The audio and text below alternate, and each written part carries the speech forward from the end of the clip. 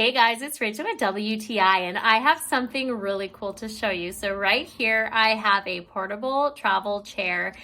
This can be used like a wheelchair, it can be used like a chair. I have this for my daughter. She has a hard time walking long distances. So this is nice because it does fit grown-ups, teenagers, children.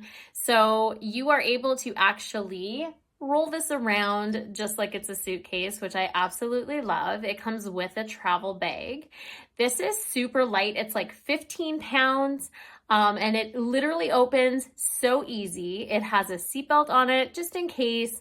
It is a lot shorter, like I have an easier time pushing it for her, but it's made for anybody to be able to push a person around.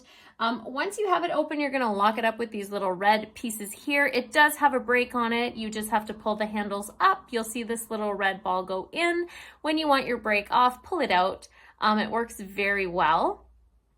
You're able to buy a bunch of different attachments if you want cup holders or anything like that. You are able to put it on. It has handlebars that can either be off or turn them right onto it.